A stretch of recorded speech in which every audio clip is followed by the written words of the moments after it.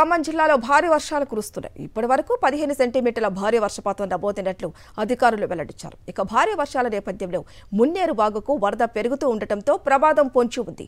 లోతట్టు ప్రాంత ప్రజలను పోలీసులు అప్రమత్తం చేశారు. మైకుల ద్వారా ప్రజలను పోలీసులు హెచ్చరిస్తున్నారు. భారీ వర్షాలు మున్నేరు ఉధృతంగా ప్రవహిస్తుంటూ ఉండటంతో హుటాహుటిన ఖమ్మం జిల్లాకు వెళ్లారు డిప్యూటీ సీఎం భట్టి విక్రమార్క. బాధితులను పునరావాస కేంద్రాలకు తరలించే ప్రక్రియను పరిశీలిస్తున్నారు. ఖమ్మం జిల్లాలో భారీ వర్షాల నేపథ్యంలో అధికారులను అప్రమత్తం చేశారు. మంత్రులు తుమ్మల, పొంగులేటి కలెక్టర్లతో మాట్లాడి పరిస్థితిపై సమీక్షించారు. పరివాహక ప్రాంత ప్రజలను పునరావాస కేంద్రాలకు తరలిస్తున్నారు అధికారులు. ఖమ్మం జిల్లా అధికారులతో సీఎం రేవంత్ రెడ్డి సమీక్షించారు. భారీ వర్షాల కారణంగా బొక్కలగడ్డ, మోతేనగర్, వెంకటేశ్వర నగర్, పద్మావతి నగర్ ప్రజలను ఉమెన్స్ కాలేజీతో పాటు స్వర్ణ భారత కాలేజీలు ఏర్పాటు చేసినటువంటి పునరావాస కేంద్రాలకు తరలిస్తున్నారు. ఇటుక వర్షాలపై మరింత సమాచారం ఖమ్మం జిల్లా నుంచి మా ప్రతినిధి మహేందర్ అందిస్తారు. మహేందర్,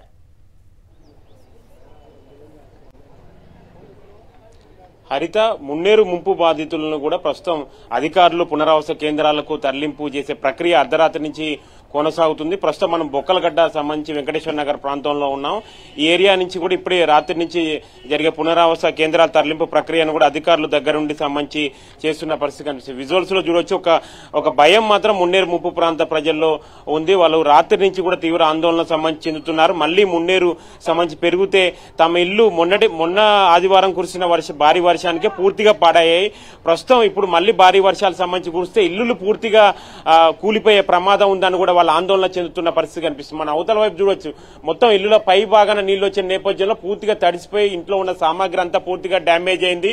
ఆ డ్యామేజ్ ని పూడ్చుకోకుండా వాళ్ళు వారం రోజుల నుంచి కూడా అన్ని ఇంట్లో ఉన్న వస్తువులను కానీ అన్ని క్లీనింగ్ సంబంధించి చేసుకుంటున్న ప్రక్రియ చేస్తున్న సందర్భంలో మళ్లీ వాతావరణ శాఖ అధికారులు భారీ వర్ష సూచన సంబంధించి చెప్పిన నేపథ్యంలో వారు ఆందోళన చెందుతున్నారు. ప్రస్తుతం వాళ్ళు పునరావాస కేంద్రాలకు కూడా తరలి వెళ్తున్నారు. కాలనీవాసులు మనకు అందుబాటులో ఉన్నారు.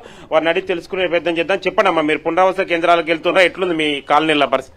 సార్ ఏం లేవు సార్, మాకెక్కడ నన్ను ఇల్లు ఇప్పిస్తే మేము పోతాం సార్. మాకెక్కడ ఏం లేవు, మా సామాన్లు అన్ని ఖరాబ్ అయిపోయినాయి సార్. మీరు చెప్పండమ్మా, ఎట్లుంది మీ కాలనీల? మాకైతే 40-50 సార్లు ఇట్లా ఏరు వస్తుంది. మేము ఇబ్బంది పడుతున్నాం. ఈ ఇబ్బంది అన్నా మేము పడలేకపోతున్నాం. మాకు ఎక్కడన్నా ఏడన్నా మాకు చోటు ఇచ్చి ఇల్లు కట్టి ఇస్తే మేము వెళ్ళిపోతాం. మేము ఉన్నాం ఈ ఇబ్బందికి. బొచ్చా బోలే సొమ్ములు పోతాయి, నగలు పోతాయి, నాణ్యాలు పోతాయి. సంవత్సరం వల్ల సంపాదించుకొని మళ్ళీ సంవత్సరం తెల్లపోతాయి. సంవత్సరం వల్ల సంపాదించుకొని సంవత్సరం తెల్లపోతాయి. మా బాధలు చెప్పలేని బాధలు. ఒక ఇద్దడు ఒక ఇయ్యడు, ఒక 5 కిలోల బియ్యంతో ఒక అమ్మకు అందుతున్నాయి, ఒక అమ్మకు అందటం లేదు. ఈ ఇబ్బందులలో మేము ఉంటే పైన కలక అందుతున్నాయి. మేము పడరాని బాధలు పడతాం ప్రతి సంవత్సరం. మా ఇబ్బందులు మేమైతే పడలేము, మేము చేయలేము సార్. మీ ఇళ్లలో వెళ్ళిపోవాలంటే మాకు ఒక్కొక్క ఇంట్లో 4 కుటుంబాలు 5 కుటుంబాలు 100 గజాలలోనే సార్. అదేందో మాకు ఏనన్నా ఎక్కడన్నా చోటు ఇచ్చి మాకు కట్టి పెడితే మేము వెళ్ళిపోతాం సార్. మేమైతే ఈ బాధలు అయితే మేము పడలేకపోతున్నాం. ఎట్లుందండి కాలనీల పరిస్థితి? ఎట్లుంది? ఖాళీ చేసి వెళ్తున్నారా? ఖాళీ చేసి వెళ్ళిపోతాం సార్. ఎన్నిసార్లు వచ్చి పోతా ఉంటే ఎన్ని రోజుల పాటు ఎన్ని కష్టాలు పడుతుంటాం. వస్తే పోతున్నాయి కదా. ఎన్నాళ్ళని ఇన్ని బాధలు పడి ఉంటాం. మాకు ఇల్లు లేదు, వాకి లేదు, కిరాయిలకు ఉంటున్నాం. మమ్మల్ని తీరుగా మమ్మల్ని ఆడన్నా ఉంచాలంటే ఉంచటమే తప్ప మేమైతే ఇల్లు అయితే మేము ఉండలేము. వచ్చినప్పుడల్లా వస్తున్నాయి పోతున్నాయి. మమ్మల్ని ఆదుకున్నోళ్ళు లేడు, చూసేవాళ్ళు లేడు. వస్తారు పోతారు, చూస్తారు పోతారు. ఏమైనా ఇచ్చినోళ్ళు ఉండ్రా, ఏమైనా ఆదుకున్నోళ్ళుండ్రా, ఏమీ లేదు. ఎన్ని సంవత్సరాలు బట్టి ఎట్ట వత్తంటే పోతాను. ఎన్నికి నష్టపడే మేము వచ్చేది ఏమి మీ కూలి నాలుగు చేసుకున్నాం. 24 గంటలు కష్టపడుతున్నాం. వచ్చిన వస్తువు పోతుంటే మేము ఎందాకనికి సంవత్సరం కష్టపడి పోగు చేసుకున్నాం. ఎందాకని పోగు చేసుకున్నాం. వస్తువు పోతున్నా, ఉన్న బియ్యం పోతున్నా, ఉన్న గ్యాస్ లో పోతున్నా, పొయ్యిలు పోతున్నా, ఉన్న బియ్యం ఉన్న కానీ సంపాదించుకున్న బియ్యం పోతున్నా. ఎందాకని మేము ఏం చేసాం? ఎందాకని వారు పెడితే ఎన్ని రోజులు తింటాం మేము? 1 రోజు పెడతారు, 2 రోజులు పెడతారు, అంత తప్ప 3 రోజులు ఇన్ని మూటలు ఇస్తారు. ఇన్ని మూటలు ఎన్ని రోజులు తినాలా?